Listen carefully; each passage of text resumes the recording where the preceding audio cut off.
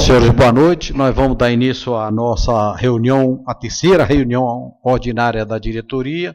A primeira abertura do ano foi com o governador amazonino, a segunda com o nosso prefeito Arthur Neto, e agora a nossa terceira com o nosso secretário João Schneider Santos, que já está aqui presente, que vai fazer também uma palestra sobre as suas ações na Secretaria de Planejamento, Ciência e Tecnologia. Ao darmos início à nossa reunião, parabenizamos as mulheres presentes aqui por seu dia.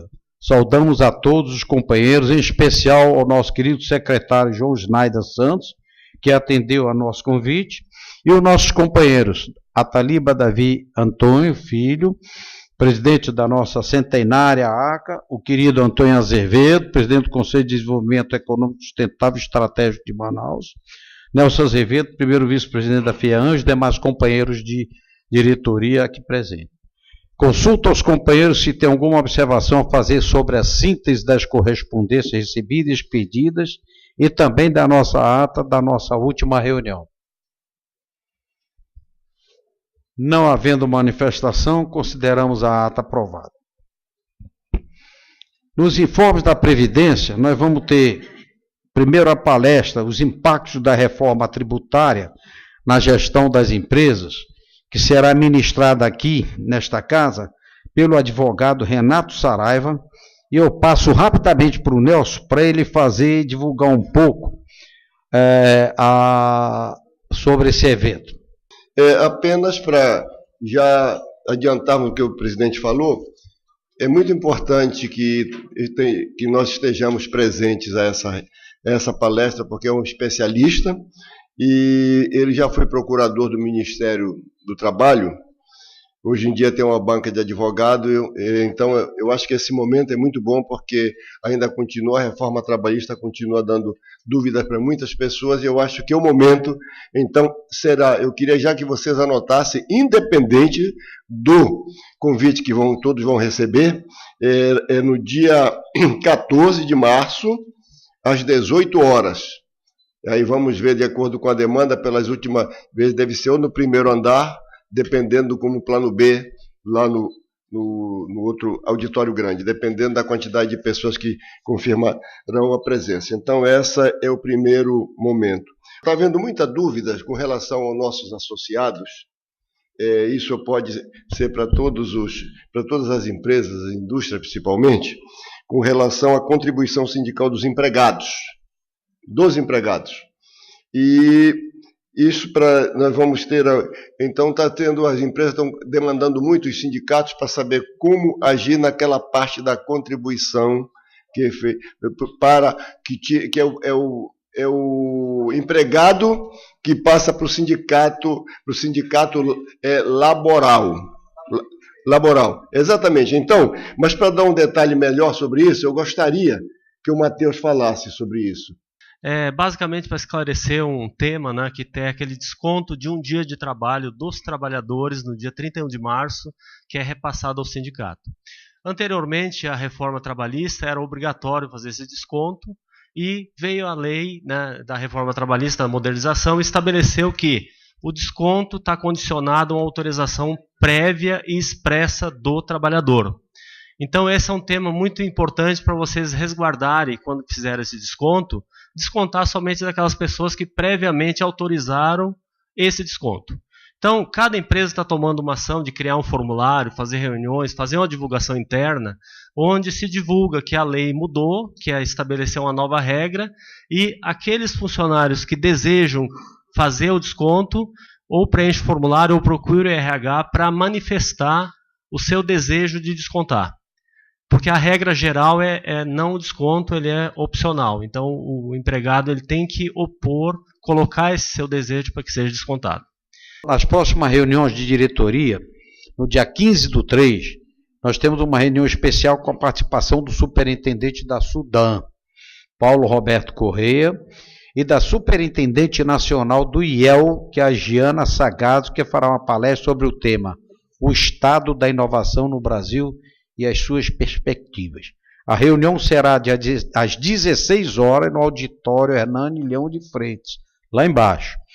O do Paulo é muito importante, porque ele vai falar sobre os incentivos do IR, a caducidade dos incentivos, e ele está vindo para cá efetivamente para esclarecer toda essa problemática que está tendo aí.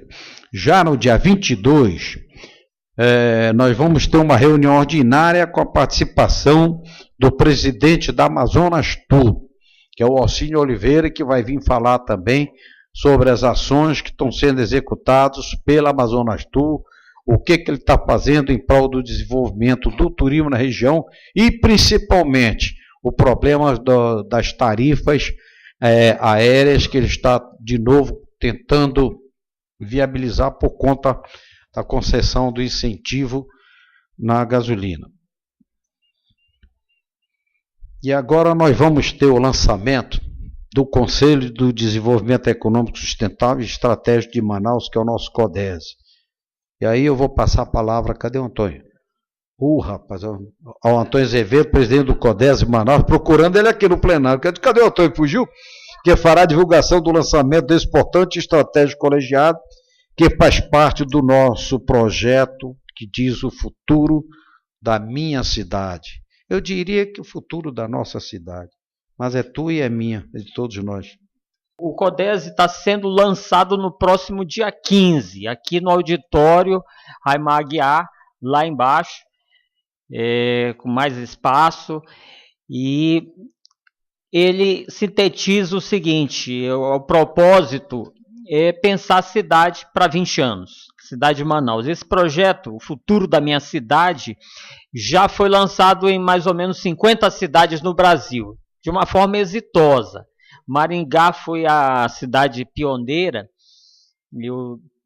e o ex-prefeito lá, o Silvio Barros, que foi também aqui, se eu não me engano, da Imantu, ele conseguiu elevar o IDH da cidade, né? E hoje Maringá praticamente é a número 1 em termos de qualidade de vida no Brasil, dentre as cidades todas. E nós precisamos ter também uma mobilização da sociedade civil organizada.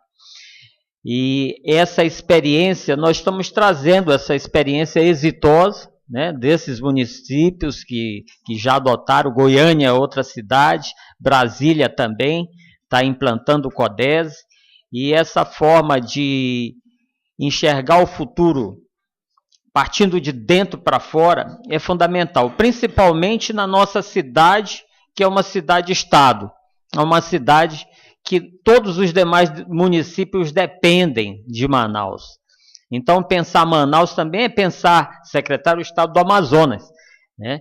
Nós temos um motor único de desenvolvimento e nós precisamos diversificar mais o modelo econômico e também enxergar outros eixos de urbanização, de desenvolvimento social e, fundamentalmente, mobilizar a sociedade para ter um projeto de Estado.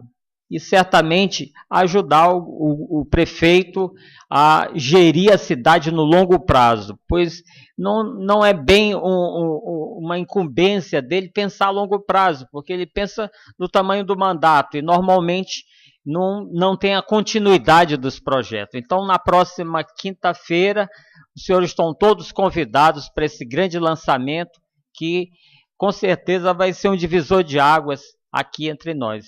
Obrigado. Ok, companheiro, vamos estar juntos, realmente, fazendo com que nós possamos cada vez mais divulgar essas nossas ações, porque é o nosso futuro, principalmente nós que nascemos e haveremos de morrer aqui. No item ponto 3, eu vou falar da criação da Coordenadoria de Recursos Minerais desta federação. A Federação das Indústrias do Estado do Amazonas, frente à crise a qual vem atravessando o país, cujas graves consequências foram potencializadas aqui no Amazonas pela dependência da Zona Franca de Manaus, entende ser urgentíssimo incentivar outras alternativas econômicas para o nosso Estado, atuando em conjunto com as entidades co-irmãs e o poder público para alavancar o desenvolvimento do Estado através de ações importantes voltadas à diversificação das oportunidades de crescimento, dentre as quais a mineração, cujo potencial é extremamente relevante. O mundo todo volta os olhos para a nossa Amazônia, esperando que trabalhemos com sustentabilidade as potencialidades naturais que nos são oferecidas. É imperioso desmistificar a tese de que a exploração mineral é o vetor de desmatamento e de outras mazelas ambientais, razão pela qual iniciaremos um esforço conjunto para trabalhar com a responsabilidade e eficiência essa temática, meu secretário.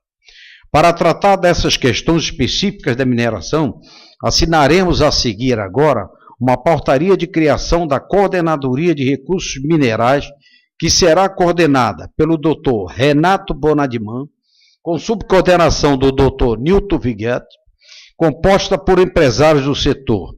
Trabalhará conjuntamente com a Coordenadoria de Meio Ambiente, Recursos Naturais e Responsabilidade Social para viabilizar a atividade no Estado, primando pelos valores da sustentabilidade, da responsabilidade social e da eficiência industrial. Valores estes muito caros a esta casa e necessários à viabilização deste novo viés econômico. Portanto, Dr. Schneider, colocamos a nossa estrutura física e o nosso corpo técnico à disposição do governo do Estado, principalmente a sua secretaria, para dar o apoio necessário aos trabalhos que visem ajudar o Amazonas e ampliar os horizontes e, consequentemente, o seu desenvolvimento. Lê rapidamente. O presidente da Federação das Indústrias do Estado do Amazonas, no uso de suas atribuições regimentais e regulares, considerando que estabelece a linha Q do artigo 39 desse Estatuto, considerando a necessidade premente de incentivar outras formas de desenvolvimento econômico na região, bem como de congregar as empresas do setor mineral, com o intuito de estimular a utilização sustentável das jazidas de recursos minerais disponíveis no Estado do Amazonas, através do apoio ao desenvolvimento e à disseminação de tecnologias mais eficientes e ambientalmente adequadas. Considerando a demanda do segmento e a imperatividade de coordenar as ações, esta federação, em prol dos recursos minerais do Estado, resolve. Artigo 1º. Criar no âmbito das coordenadorias operacionais desta federação a Coordenadoria de Recursos Minerais do Amazonas. Artigo 2º. Esta portaria entrará em vigor na data da assinatura. Dá-se ciência, cúmplice, Antônio Carlos da Silva, presidente. O presidente da Federação, portaria número 004/2018. O presidente da Federação das Indústrias do Estado do Amazonas, no uso de suas atribuições regimentais e regulares, considerando o que estabelece a linha S do artigo 29 do Estatuto, considerando a portaria 003/2018, o presidente Bianchi criou, no âmbito das coordenadorias operacionais da entidade, a Coordenadoria de Recursos Minerais do Amazonas, a qual acabei de ler, resolve designar como diretores adjuntos da Federação da Indústria dos Estados do Amazonas, vinculados à Coordenadoria de Recursos Minerais do Amazonas, os componentes a seguir relacionados. Coordenador, Renato Bonadian, representante da DDL Advogados Associados. Gostaria que o senhor se apresentasse.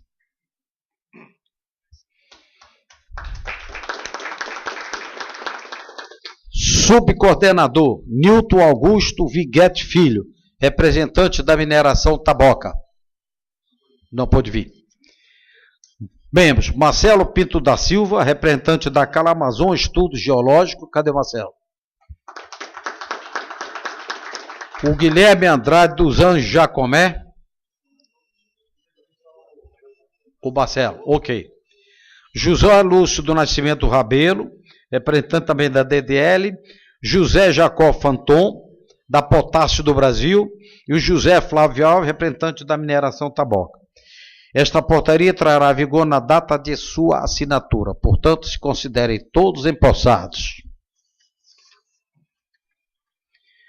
Dado posse, eu passo agora a palavra ao Dr. João Aurélio Schneider Santos, secretário de Estado de Planejamento, Desenvolvimento, Ciência, Tecnologia e Inovação do Estado do Amazonas, que fará uma exposição sobre as atividades e projetos à frente dessa importante e estratégica secretaria. Após a palestra do Dr. João Oreste, a Secretaria de Planejamento, Desenvolvimento, Ciência, Tecnologia e Inovação do Estado do Amazonas oferecerá um coquetel no Salão Aberto. Presidente Antônio, muito obrigado pelo convite para fazer essa pequena palestra. Eu aproveito também para parabenizar a Federação pela brilhante ideia e muito oportuna de criar uma coordenadoria de recursos minerais. Eu acho que podemos trabalhar em sintonia, né, com a Secretaria, que está organizando um setor mineral, uma subsecretaria de mineração, né? Então, acredito que vamos trabalhar em conjunto, né, daqui para frente, né? Bom, todos sabem a instabilidade por que passou o país nos últimos anos, no último ano praticamente, né, com 2 presidentes da República, e o estado do Amazonas, que em um ano teve 3 governadores, né?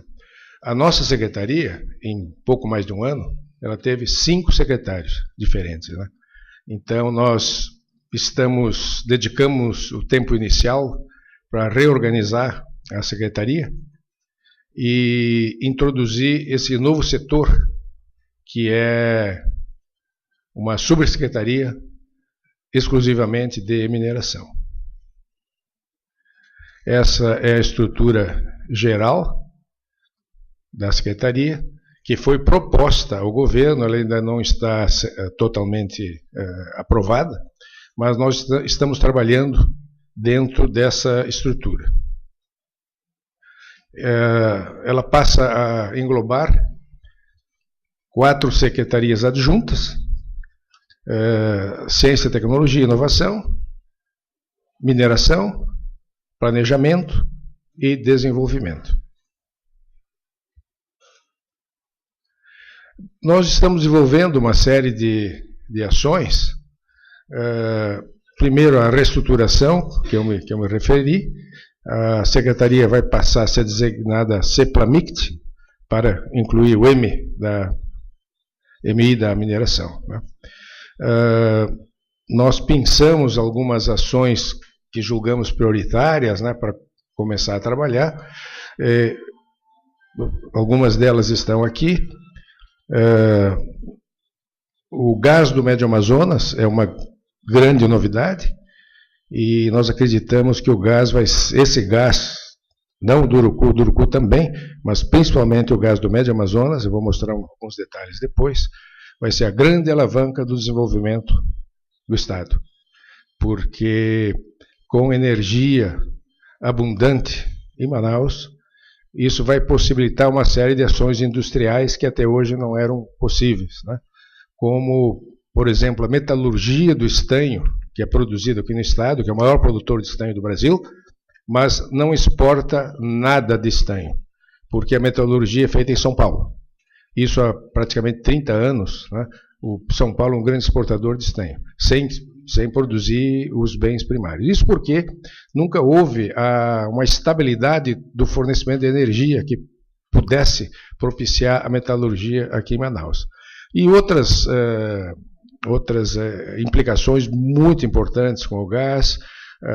O gás ele produz amônia e ureia para fertilizantes, né? Vou comentar isso também, porque o Estado tem potássio, tem fosfato e agora tem o gás. Quer dizer, o Estado tem tudo para organizar um polo industrial de fertilizantes. Nenhum Estado da Federação Brasileira tem essas condições excepcionais que o Amazonas tem, né? Bom, um outro ponto que me surpreendeu esses dias, alguns dias atrás, conversando com conhecidos de Santa Catarina, de frigorífico de Santa Catarina, começamos a conversar sobre suínos e concluí que praticamente não existe suínos no estado do Amazonas. O número de cabeças de suínos é irrisório, né? São apenas 60 mil cabeças. O estado do Pará tem 720 mil cabeças, né? Santa Catarina tem 20 milhões de cabeças de suíno. Então, Mas então existe um espaço vazio aí para que a produção de suínos seja incentivada e desenvolva aqui no Estado, né?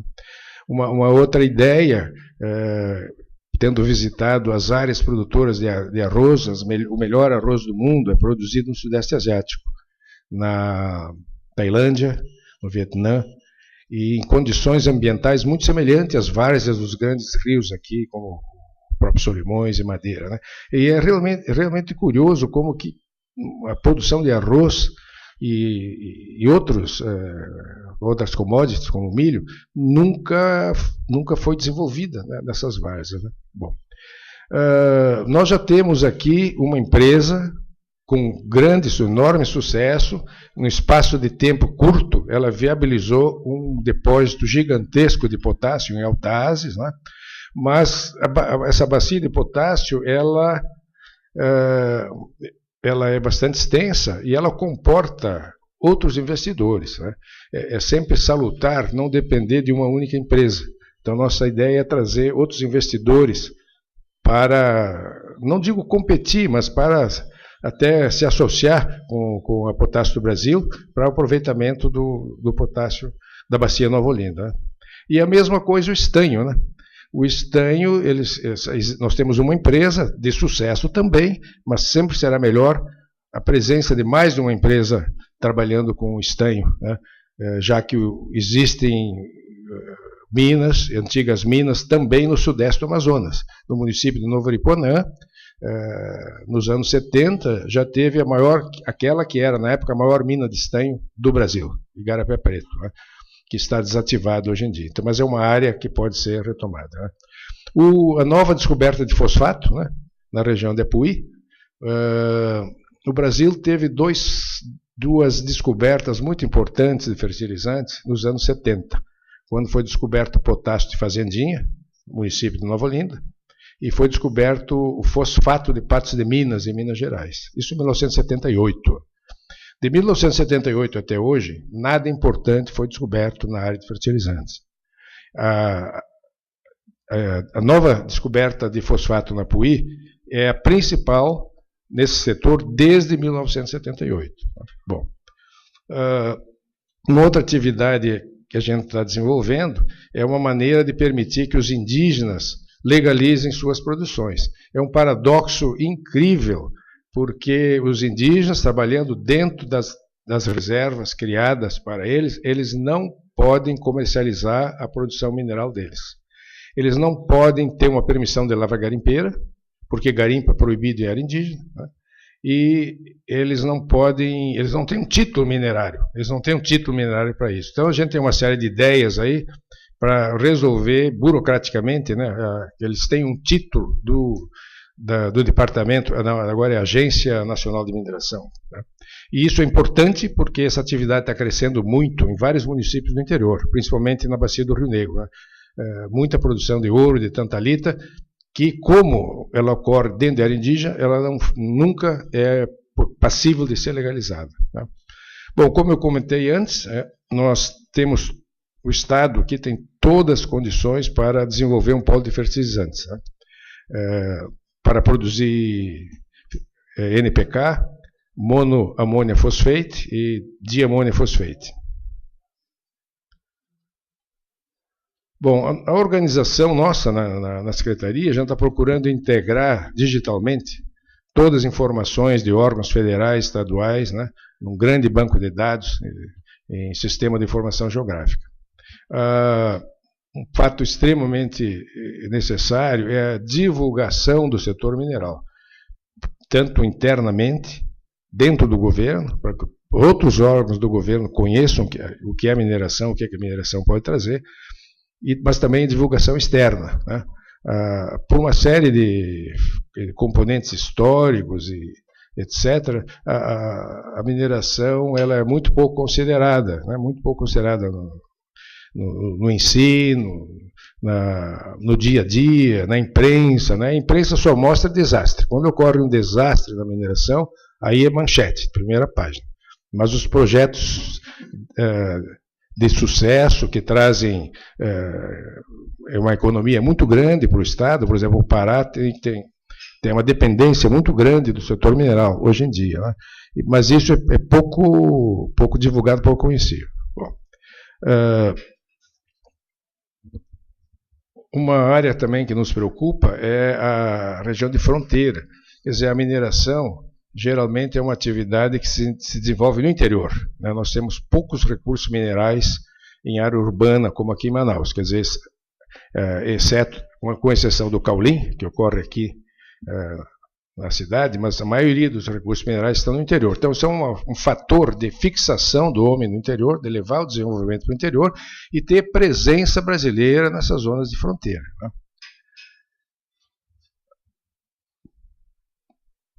Nós estamos reativando, com a ajuda do professor Luiz Almir, o planejamento estratégico, que estava paralisado desde 2014. Então, nós estamos fazendo uma atualização, ele vai fazer uma exposição sobre isso daqui a pouco, rapidamente, né? Com um horizonte de até 2034. Bom, nós estamos fazendo reuniões com órgãos federais, estaduais, visitando empresas. Nós vamos visitar a Minsur, a Tataboca, para a gente ficar atualizado e saber o que as empresas estão projetando para o futuro, qual é a produção de estanho planejada para 2019, para 2020, e outras substâncias que tem na mina do Bitinga também. E muitas coisas a gente pretende discutir em seminários e mesas redondas, né? Por exemplo, um seminário específico sobre o gás, aproveitamento do gás, um seminário específico sobre o polo naval, outro seminário sobre o alumínio e a bauxita, que eu vou mostrar alguma coisa agora. Bom, eu pediria a ajuda do professor Luiz Almir para mostrar como é que está sendo organizado o planejamento estratégico para o período 2018-2034. Não desprezando o projeto que nasceu com vários técnicos lá com a gente, mas lamentando que esses 4 anos talvez tenhamos perdido muita coisa. E vocês vão ver aqui o que é que a gente vai tentar mostrar rapidamente para vocês. Nós temos praticamente 4 posições aqui que têm o significado de...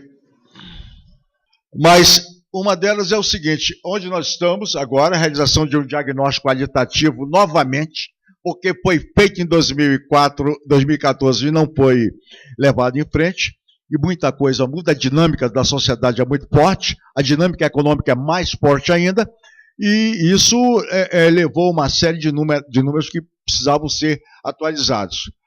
Onde queremos chegar? É uma construção de uma visão estratégica sustentável até o horizonte de 2034. O plano anterior ia até 2030, e que infelizmente não foi executado ou foi implementado. A outra é o mapeamento de cenários mais prováveis no futuro do Estado, que serão distribuídos em alguns eixos estratégicos. E um dos futuros seria a opção que agora chega em Manaus, com uma experiência que o doutor Oreste tem de 31 anos servindo a região. De vez em quando a gente tem uma aula de geografia que eu mesmo desconhecia, como filho da terra, sobre a andança dele nesse interior do Estado. Como vamos chegar lá? Que é a integração do planejamento, a integração do planejamento com os planos táticos operacionais do PPA, que nós não podemos fugir. O plano plurianual do Estado do Amazonas tem que ter compatibilizado com o plano de desenvolvimento econômico. O que é interessante nessa nova dimensão é que o Estado se aproxima cada vez mais da área privada. Aliás, os dois são interdependentes, né? O Estado, pela regulamentação das suas ações para os tributos e para outras obrigações na área comercial, industrial e de serviços, ao mesmo tempo que dele recebe os tributos que fazem com que a área do Estado caminhe. Mas vai haver talvez uma pequena inversão, que é apoiar de uma forma definitiva o empresário. É o empresário que cria emprego, não o Estado. Essa é uma visão nova que a gente tem. Muito bem. A outra é a situação que a gente tem encontrado aqui, e a primeira amostra aqui que a gente vê é relacionado à sustentação econômica atual, que ainda agora foi comentado bastante sobre o PIN. E o PIN é um projeto exitoso, sem dúvida nenhuma, mas é um projeto que já foi prorrogado 2 vezes, porque na primeira vez, ou na primeira dimensão, ele não conseguiu estabilizar as outras situações de opções econômicas para o Estado. Está havendo agora a situação mineral para o Estado, né? E aqui a situação que nós temos de ainda ter, no espaço geográfico da maior geodiversidade do Brasil, talvez do mundo, né? Um espaço necessário para uma série de situações que podem acontecer, não só na área de mineração, mas também a agregação desse minério em vários componentes, agregação verticalmente à produção industrial que no Estado já existe. E aqui nós temos ainda o sistema estadual de Ciência, Tecnologia e Inovação, que são as instituições de ensino e de pesquisa, as instituições de fomento ao apoio à pesquisa, o CETAM, a PAPEAN, o EA, os ICTs e a CEPLAN, organizando, dando sustentação a esse procedimento todo. Isso não é novidade, já existia antigamente, o que está sendo feito agora é potencializar isso. O próximo quadro que não nos chamou muita atenção, porque nós já vimos acompanhando isso desde 2009, é essa projeção em relação ao PIB. Nós estamos aqui em 2009, 2015, e a CEPLAN, que estava parada esses últimos 2 anos, os técnicos passaram a atualizar até 2017. Então, o quadro que virá bem breve aqui para a Federação das Indústrias será um quadro extremamente atualizado. O setor primário contribuindo com muito pouco, o setor secundário também com uma contribuição expressiva, mas tendo problemas de procedimentos que não estão revelando a situação econômica do país.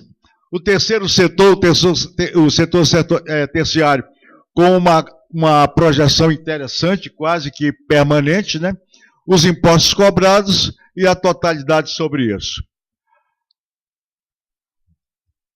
A outra é a produção do Polo Industrial de Manaus, e mais uma vez é um projeto exitoso, mas precisa se configurar de outra forma, ou precisa agregar outra forma para que ele possa ter sustentação econômica, independente de finalização de decreto daqui a 50 anos.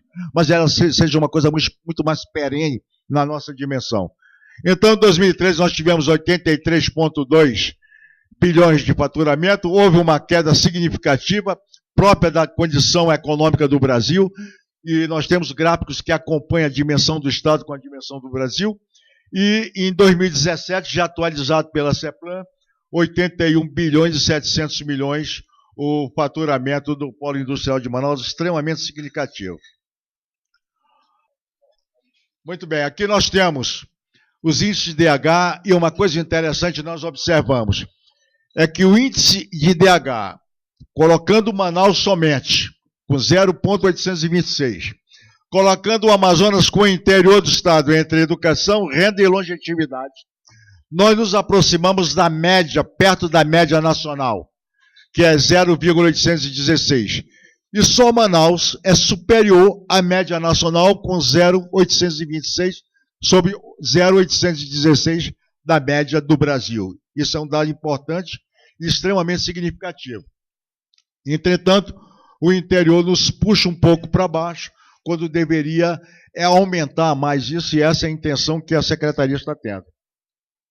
Aqui nós temos também os grandes óbices existentes, isso foi feito um trabalho com o Exército Brasileiro, visitando as fronteiras, e que nós temos, em termos de estabilidade na zona de fronteira, que é uma zona importante, são 3 países diretamente ligados ao Amazonas, Venezuela, Colômbia e o Peru, né?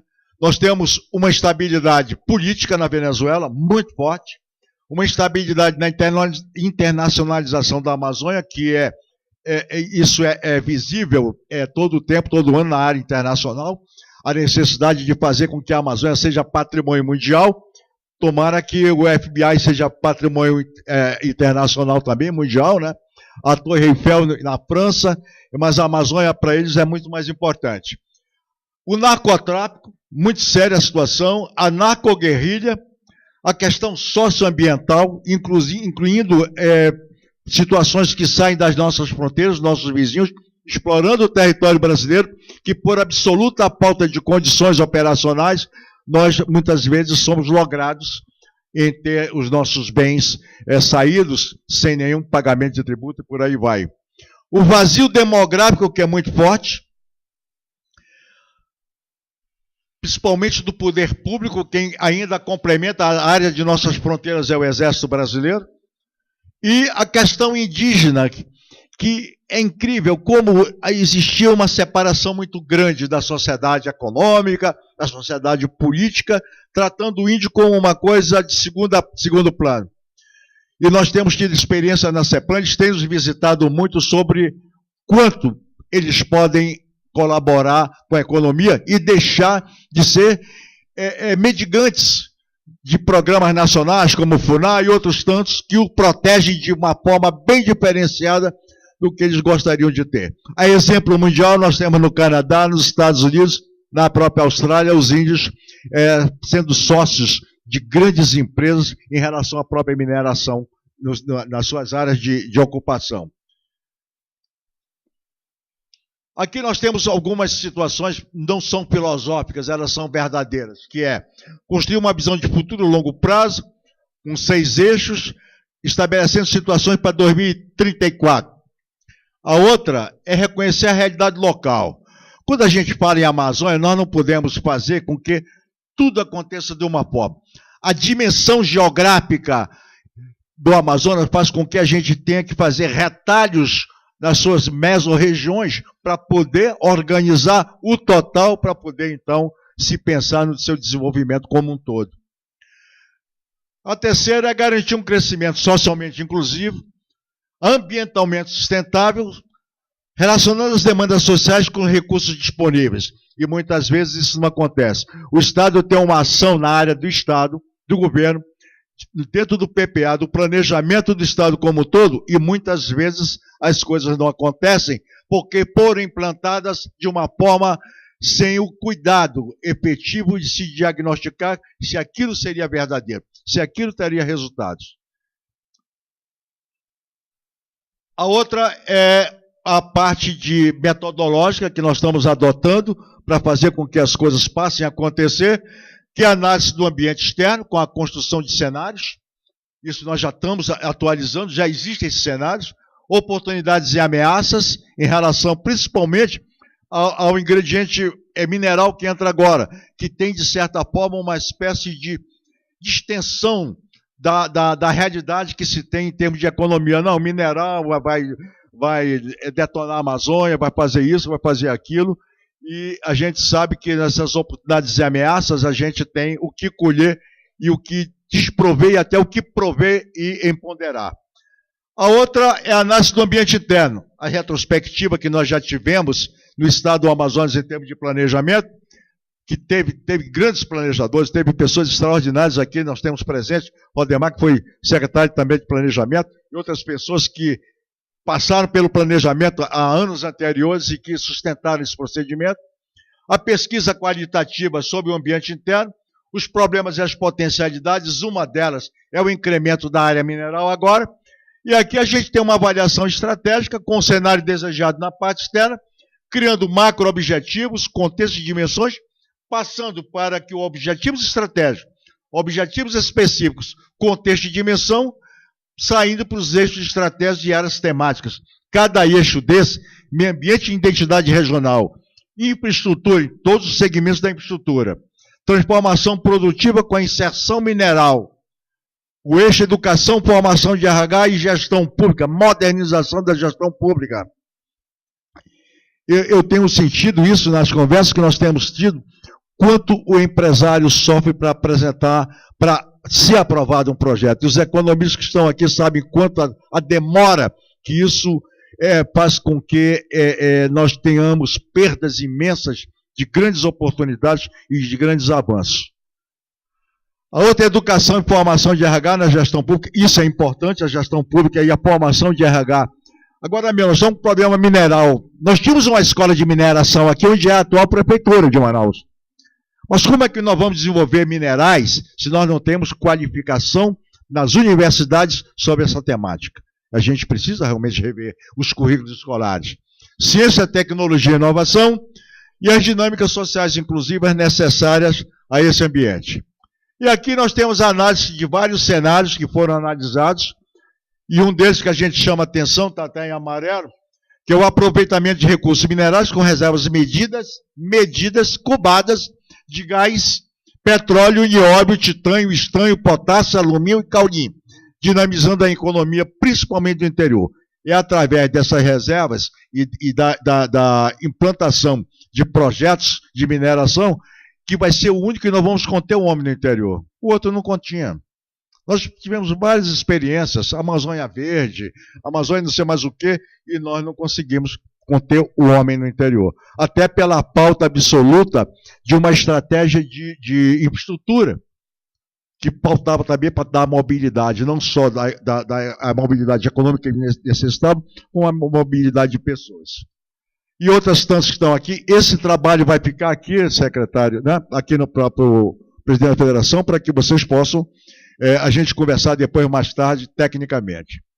Aqui nós temos as principais riquezas naturais que já foram levantadas dentro de cada município e a situação mineral que entra aqui agora, com nióbio e titânio, 6 Lagos, São Gabriel da Cachoeira, estanho, Pitinga, Presidente Figueiredo, potássio, Médio Amazonas, Nova Olinda, Fazendinha, Itacoatiara, Arari e Altazes, Gás, Coari, Tefé, Carauari, Juruá, Itapiranga, São Sebastião do Atumã, Silves e Azulão, e o governador, como o secretário falou, bem breve, deverá fazer um pronunciamento disso, uma surpresa extraordinária para o Estado em relação a gás.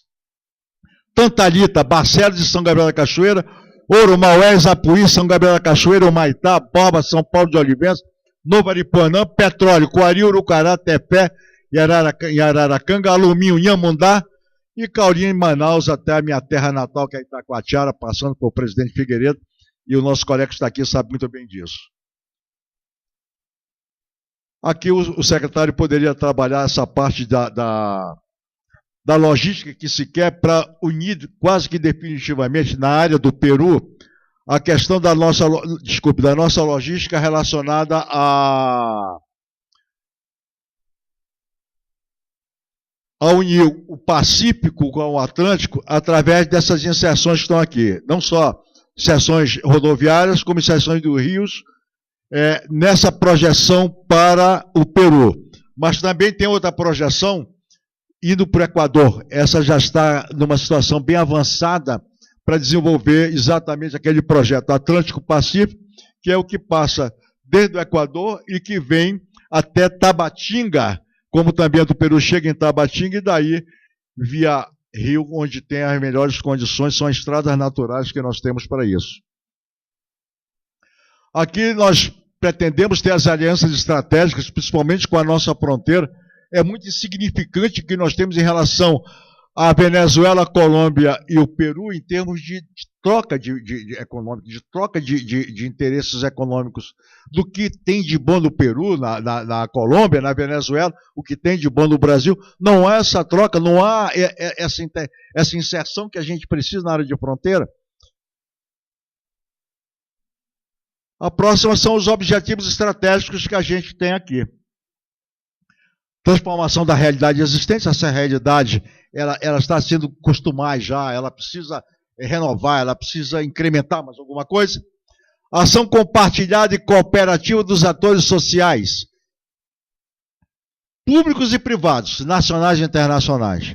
O Estado, mais de que necessário, precisa ter uma relação muito mais próxima ao empresário, ajudá-los a produzir e criar riquezas.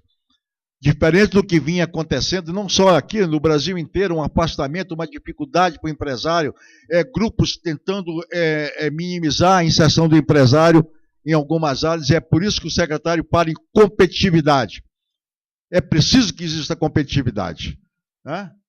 A outra é aumentar o adensamento produtivo, ampliar o mercado interno e externo para os novos entrantes na economia, entre os quais o polo mineral, garantir o desenvolvimento socialmente inclusivo, acelerar o investimento na infraestrutura física. A nossa infraestrutura é péssima. A nossa infraestrutura é péssima, que pese as condições necessárias que se tem aqui no ambiente natural da nossa terra serem proveitosas. No entanto, é preciso ter um embate muito forte em relação a isso. Acelerar o investimento na infraestrutura física, considerando mobilidade, escoamento da produção de pessoas, reduzir as disparidades interregionais aqui no nosso estado.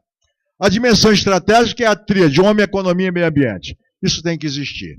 Aliás, tem uma frase interessante em relação ao homem, dita pelo professor Gilberto Mestrinho, quando ele fez uma palestra para o pessoal da Escola Superior de Guerra, ele estava como governador, eu estava no assessoramento dele, quando ele disse que nós não podemos fazer aqui, no Amazonas, o jacaré como a vaca sagrada da Amazônia, sem que isso não possa ser... Nós teremos a condição e a necessidade de explorar racionalmente a nossa terra para criar nossa riqueza. Ficar paralisada como é a intenção. O Jardim de Éden, para inglês ver, como se diz normalmente, nenhuma depressão em razão aos ingleses. Construção dos eixos estratégicos, novos entrantes econômicos localizados no interior. Isso é importante localizado no interior. A capital está estourando. Em compensação, num raio muito próximo, não só da região metropolitana, como do Alto Rio Negro e do Baixo Amazonas, a gente tem condições extraordinárias de locação, de projeções econômicas fantásticas. Aqui a atração de novos investidores, e aqui as variáveis que têm sido usadas. Nós temos a Manaus é um grande centro estratégico da Amazônia como um todo, né? E tem as variáveis que aqui passam a comportar cultura e turismo, gestão de recursos humanos, fisiografia, demografia, dinâmicas municipais, a própria região metropolitana, diversificação da economia, indicador de qualidade de vida, ocupação racional do solo, e por aí vai uma série de variáveis necessárias a trabalhar para o desenvolvimento do Estado. E aqui nós temos o polo naval. O Matheus está aqui e é um persistente, ele sabe há quanto tempo se trabalha nessa área, né?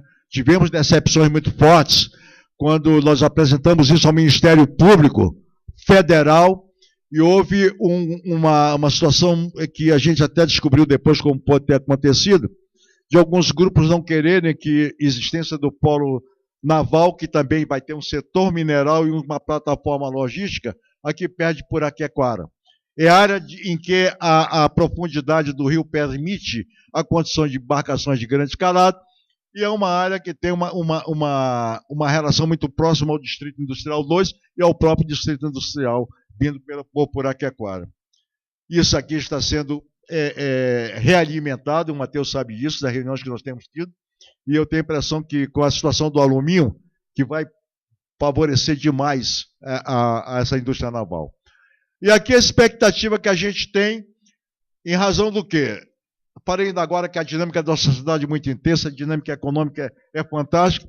Então, nessa situação aqui, desses programas e projetos estratégicos, nós vamos ter várias transformações que são manifestas no momento. Uma delas vai ser a mineral, a outra tendências prováveis, a tendência provável na área mineral, que tem vários segmentos, qual será a mais específica, né? E o ajustamento de trajetórias, porque em todo planejamento a gente não pode fixar, determinar e fechar. O planejamento ele é dinâmico e ele tem sempre reformulações na trajetória que faz. As propostas estruturantes são essas aqui: expansão da diversificação, superação da dificuldade logística, vencer desigualdades sociais, ocupação de espaço vazio, exploração racional da riqueza, investimento em educação, proceder o macrozoneamento ecológico e econômico do Estado. Nós só tivemos um, que foi feito pela antiga SDS, Secretaria de Desenvolvimento Sustentável, no Rio Purus, na área do Purus, se eu não me engano. Eles têm um trabalho interessantíssimo que nós nos valemos até daquilo para fazer o que a gente precisava fazer em termos de ajustar aquilo para as outras áreas do Estado do Amazonas. E a modernização da gestão pública, que precisa há muito tempo ser modernizada. Mas para isso precisa ter a vontade política de fazer acontecer. É necessário que exista a vontade política de fazer acontecer. Mas essa vontade política muitas vezes pode ser injetada, como se injeta uma injeção para a pessoa se renovar, por vocês da área econômica. Vocês têm que pressionar para fazer com que as coisas aconteçam. Não cai mais do céu, não existe essa oportunidade. E vocês têm tudo para fazer com que as condições de vontade política de fazer acontecer venham realmente acontecer. O Estado é pródigo. A nossa sociedade é uma sociedade tranquila para se desenvolver. É uma sociedade que captou muito rápido as transformações produtivas da Zona Franca de Manaus. A nossa caboquinha hoje são interessantes na indústria, que antigamente vinha gente de São Paulo para fazer, foram substituídas de uma forma extraordinária na composição dos produtos aqui na realidade, na realidade do Estado, né? E a outra são o quadro esquemático do futuro desejado, adensamento das cadeias produtivas, qualidade de instituições públicas, erradicação da pobreza, desenvolvimento do capital humano, com a qualidade da infraestrutura de logística, sustentabilidade ambiental, inclusão social, inserção estratégica racional, interiorização do desenvolvimento, ciência, tecnologia e inovação. Amazonas 2034. Bom, a temática toda da Secretaria, e principalmente a que envolve o setor mineral, ela é muito ampla, né? Cada item desse que a gente está abordando, a gente teria material para exposição de algumas horas, né? Eu selecionei alguns exemplos, né, para mostrar rapidamente, para que os senhores comecem a ter uma ideia, né, desses itens, né? O primeiro é o polo industrial de fertilizantes, né? Então, como eu já referi anteriormente, o Amazonas tem uma situação privilegiadíssima, porque possui potássio, são 3 jazidas gigantescas de potássio: Arari, Fazendinha e Altazes, né? Possui fosfato em Apuí, numa localização geográfica única, na vizinhança da região que mais consome fertilizante no Brasil, que é o norte de Mato Grosso, né?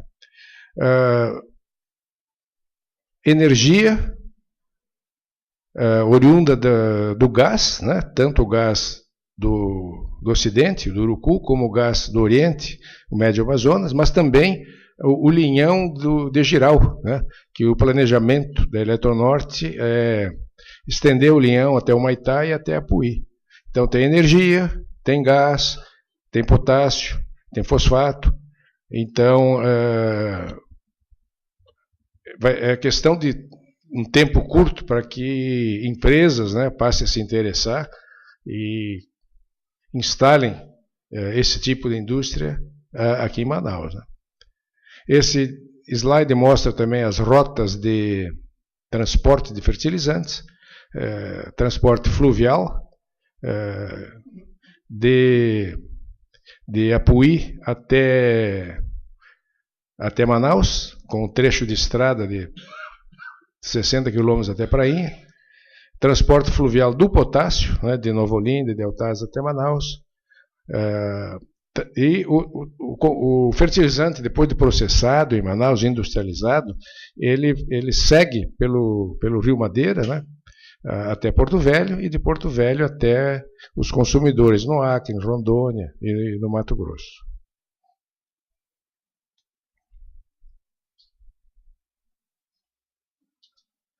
Bom, acho que a questão mais importante de todas para o desenvolvimento do interior do Amazonas é a questão protecionista, né? Hoje, o Estado tem praticamente 60% de sua área coberta por áreas de proteção. E essas áreas, elas não param de crescer. Todo mês tem uma área nova sendo criada aqui ou ali, etc., né? E o que a gente percebe é que existe um procedimento completamente antagônico. Qualquer atividade econômica numa dessas áreas de proteção, áreas protegidas, ela envolve uma complexidade muito grande de licenciamentos e procedimentos, audiência pública, Ministério Público, etc. Já a criação de uma área dessas é simples, né? E geralmente essas criações elas recebem um input de fora para dentro, né? E a criação da área não é discutida com com os moradores, não é discutida com o setor mineral, com o setor agrícola, elas vêm de cima para baixo. Quando a gente lê o Diário Oficial, criaram mais uma área de proteção, né? É uma constante. Então, a nossa ideia, né, tendo apoio aqui, já conversei com alguns setores da Assembleia Estadual, né, e vamos levar isso para a Câmara Federal também. Vou voltar para esse aqui, eu volto. É o segundo item aqui. Criar uma legislação que discipline a criação dessas áreas. Qualquer área ambiental ou indígena, para ser criada, também deve passar por uma audiência pública, né? Acho que isso, o governo passaria a ter um pouco de controle, um pouco de planejamento, saber o que está acontecendo, né? Mas, infelizmente, setores do governo federal estão infiltrados por ONGs, né? Nós sabemos isso. Tanto que eu chamo essas ONGs de OGs, elas não são mais ONGs, elas são dentro do governo, elas mandam o governo, então são OGs, organizações governamentais. E é o caso da FUNAI, melhorou recentemente, e é o caso do IBAMA, né? Então eles atendem muito mais demandas internacionais do que demandas do país, ou demanda dos estados, né? Eu acho o seguinte, né, que ONG é ONG, as ONGs têm todo o direito de existir, de fazer propostas, etc. Agora, elas não podem interferir diretamente no governo, né? E não se admite que o governo, seja estadual ou federal, tenha funcionários, infelizmente são poucos, né, que seguem as orientações das ONGs e não seguem a orientação do governo, né? Isso tem que acabar, né? Deixa eu voltar para o anterior aqui.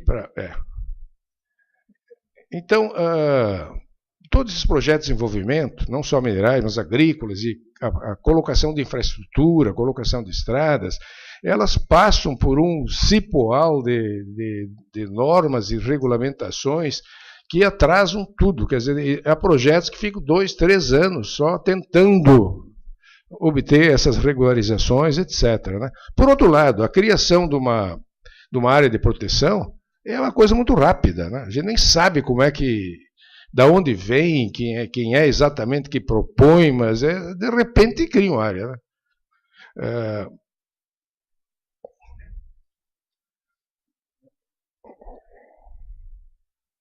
Eu acho que essa legislação, né, começa a disciplinar a criação dessas áreas, é uma boa saída, né?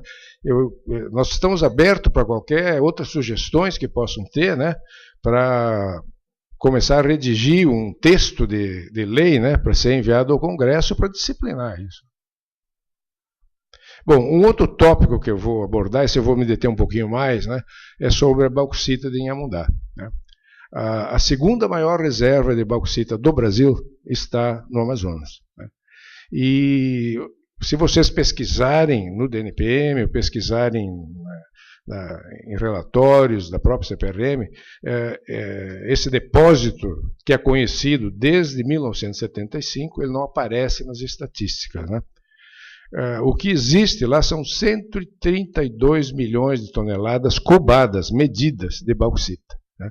Isso significa um valor de mais de 4 bilhões a bauxita. Se essa bauxita for transformada em alumínio, o valor que existe é de 76 bilhões, né, de dólares. Tudo isso é dólar, exatamente. É claro que a produção dessa mina tem um horizonte de 40, 50 anos. Não se vai produzir 76 bilhões da noite para o dia. É um horizonte de longo prazo. Opa. Bom, para que se entenda um pouco essa diferença que se fala muito em bauxita, em alumina e alumínio, né? A bauxita é o minério primário do alumínio, né? Todavia, ela contém, que é óxido de alumínio, ela contém impurezas. São pequenas quantidades de sílica, de ferro, de água e de titânio, 1 a 2%, né? Então, a alumina nada mais é do que uma bauxita purificada. Ela se torna óxido de alumínio puro, mas ainda não é alumínio.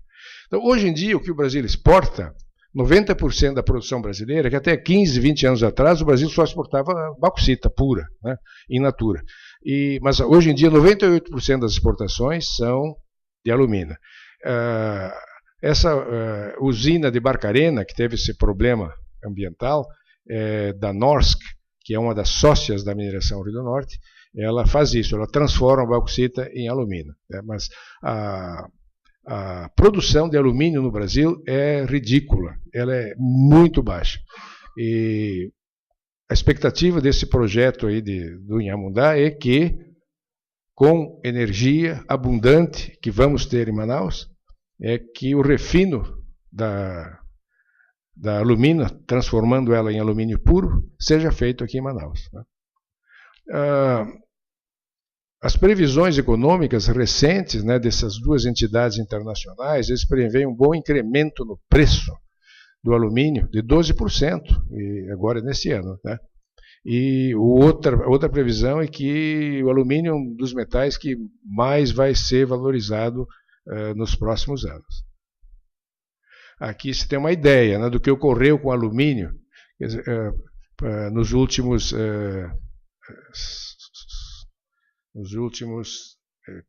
5 anos, praticamente. Né?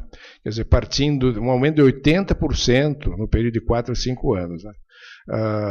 Partindo de $1.220 em 2013 e $2.134 a tonelada em 2017.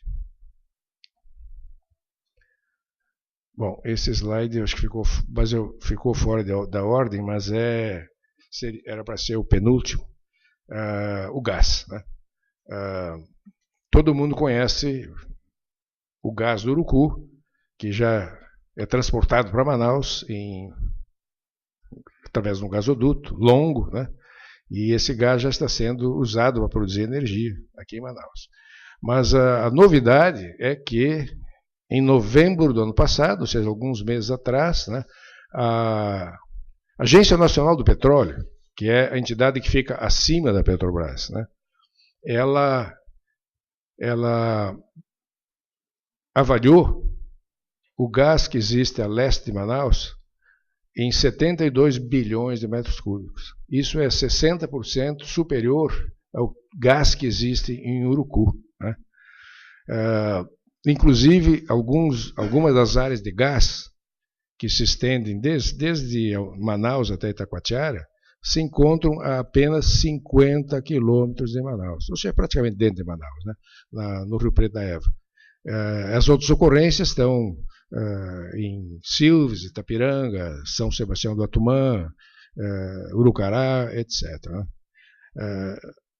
Bom, o que se espera, né, é que termoelétricas a gás elas vão viabilizar a metalurgia do alumínio, que pode até ser feito em Inhamundá mesmo, porque esses campos de gás de Silves e Itapiranga, eles estão praticamente ao lado da bauxita, né? Uma coincidência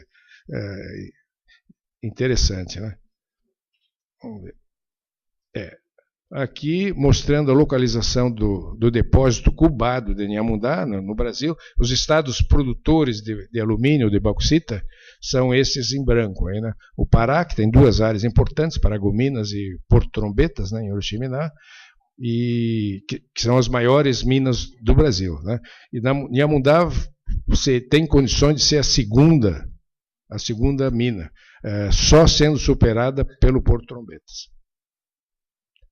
Para que você tenha uma ideia, porque Porto Trombetas faz parte da mineração Rio do Norte, e a área da bauxita em Inhamundá pertence à mesma empresa. E essa empresa não teve durante 43 anos nenhum interesse em desenvolver o projeto de Inhamundá. Estranhamente, essa área que tem decreto de lavra 43 anos atrás, essa área não foi caducada pelo DNPM. Porque o decreto de lavra é concedido quando a empresa apresenta um plano de lavra. Em 43 anos não foi lavrado nada na área. Né? Então teria todas as condições de cancelar os direitos minerários da mineração Rio do Norte. Então alguma coisa aconteceu, está acontecendo. Nós estamos investigando isso para que essa área fique livre, para que qualquer grupo possa entrar nessa bauxita. Então a composição da Rio do Norte é 40% da Vale, apenas. Muita gente pensa que é da Vale. Não, a Vale ela tem apenas 40%. Depois tem 3 segmentos da Alcoa.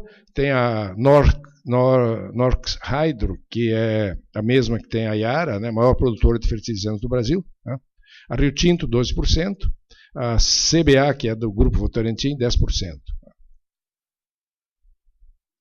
Bom, essa aqui é a estatística oficial do DNPM. Né? Então, se observa que a jazida em Amundá, as reservas constam no ano de 80. As reservas foram medidas em 1975, elas constam do relatório de 1980. A partir de 1980, sumiu, desapareceu, não consta como se não existisse nas estatísticas atuais. Ora, onde é que foram parar 132 milhões de toneladas de bauxita? Né? Elas continuam lá. Esse desaparecimento das estatísticas, para mim, é intencional. É intencional. Quer dizer, as grandes empresas, elas não querem, na estratégia delas, desenvolver o projeto, mas elas não querem ter concorrência, elas não querem que outra empresa desenvolva o projeto. Né? Então, elas mantêm os direitos minerais no limbo. Né? Isso deve ter alguma ilegalidade, né, nessa história. Nós vamos averiguar isso. Né? Bom, também para que você tenha uma ideia um pouco de o que é a bauxita, alumina, etc. Para produzir alumina, se gasta, em média, 2 a 2,5 toneladas de bauxita. 2,5 toneladas de bauxita produz 1 tonelada de alumina. Depois, a alumina, para se transformar em alumínio, é praticamente 2 para 1. 2 para 1. Né? E aqui, o último quadro mostra o que é necessário para transformar alumina em alumínio. É muita energia, né? É criolita, alguma coisa de petróleo, né? E óleo combustível ou gás. No nosso caso, no Amazonas, será gás. Né? E aqui uma outra coincidência incrível que beneficia o Amazonas de uma forma extraordinária. Né? Um insumo que é obrigatório para transformar alumínio em alumínio é a criolita. A criolita é um mineral que contém flúor e alumínio. Né? A única mina de criolita conhecida no mundo, ela exauriu há uns 18 anos atrás. Era na Finlândia. Né? Então, as metalúrgicas de alumínio, elas passaram a produzir criolita sintética em laboratório, que é muito mais cara. Aonde que ocorre o único depósito de criolita do mundo, criolita natural? No Pitinga. O Pitinga tem reservas consideráveis de criolita, quer dizer, dentro do Amazonas. Então, o Amazonas tem não só gás, fosfato, petróleo, bauxita, mas tem a criolita também, né? Criolita natural. É da Minsur, uma empresa peruana, que ela manteve o nome da empresa anterior, que era Taboca. Né? Bom, essa aqui o pessoal que nos ajudou nessa exposição, né? A organização dos slides. E muito obrigado, senhores.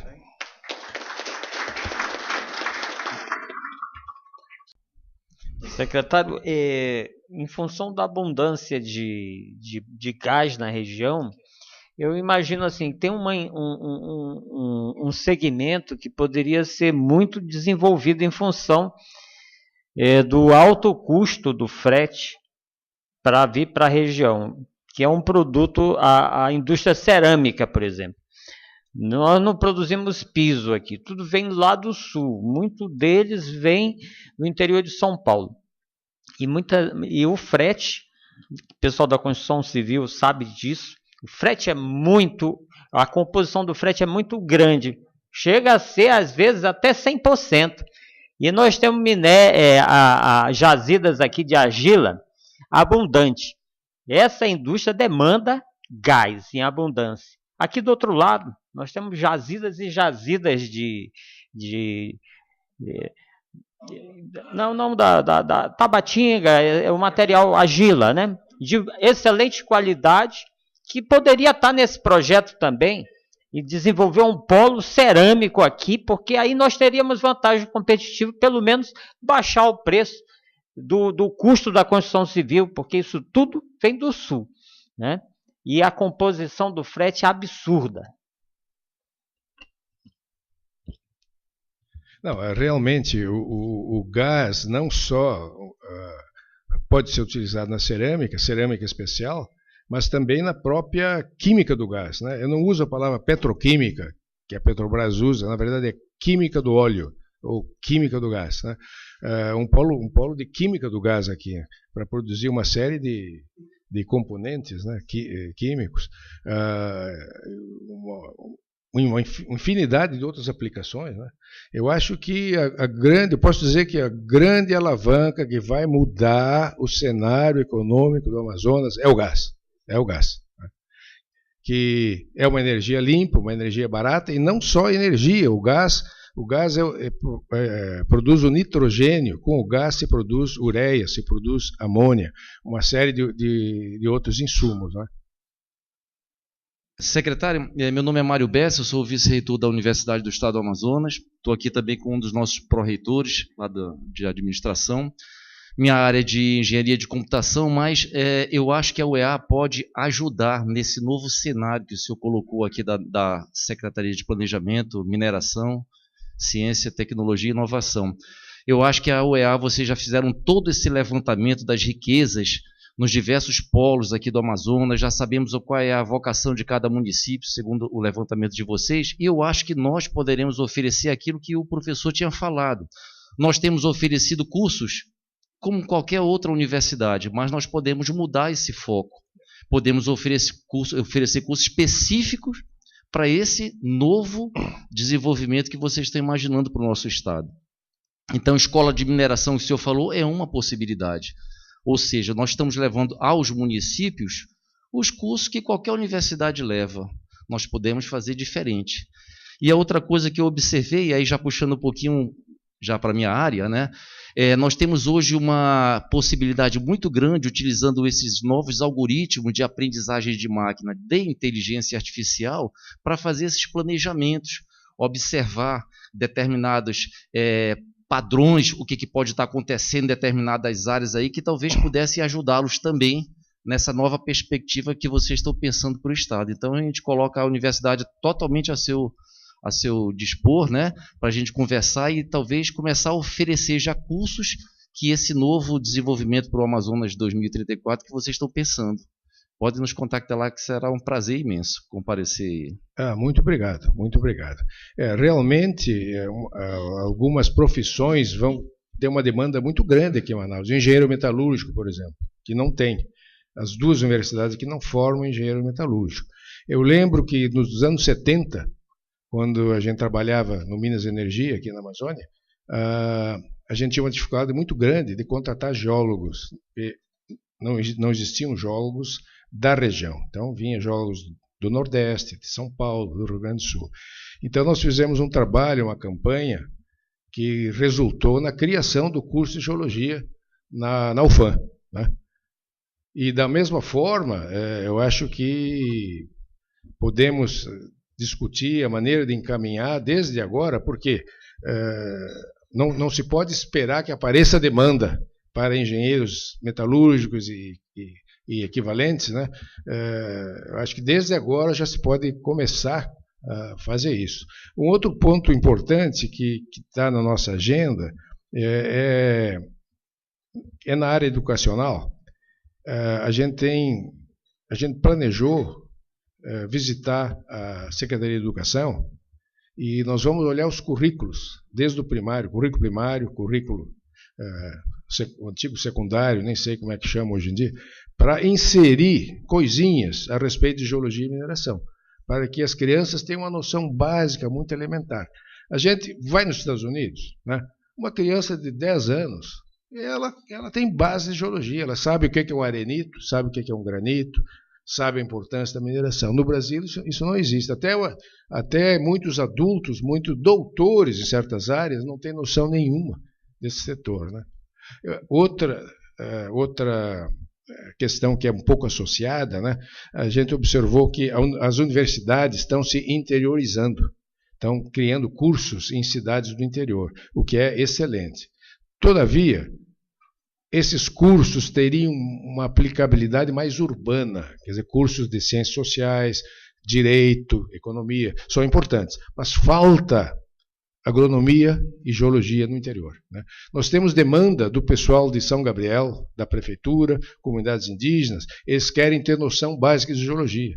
Nós estamos planejando, né, dar um curso de identificação de minerais lá em São Gabriel, coisas desse tipo. A demanda está vindo deles, eles estão sentindo essa necessidade, né? Então a gente vai para esses municípios e oferece uma turma. Acabou, a gente pula para o outro município, até voltar daqui a alguns anos e perguntar: há necessidade de uma nova turma? Sim, oferecemos. Se não, não oferecemos. Então, para essa sua demanda aí, por exemplo, há perfeitamente possibilidade da universidade oferecer esse curso lá, especificamente para essa situação, e depois retira-se, vai-se para outro canto, né? Muito interessante. Bom, meus companheiros, pelo adiantado da hora, são precisamente, o Flamengo ganhou ontem, né? Porque senão ia ter um motivo, porque muita gente ontem saiu da reunião, sinal parabéns, uma beleza, e para assistir a vitória do Mengão. E como o nosso secretário também é Flamengo, nós vamos comemorar hoje, agora, no coquetel que ele está oferecendo lá embaixo. Está encerrada a reunião, muito obrigado pela presença de todos.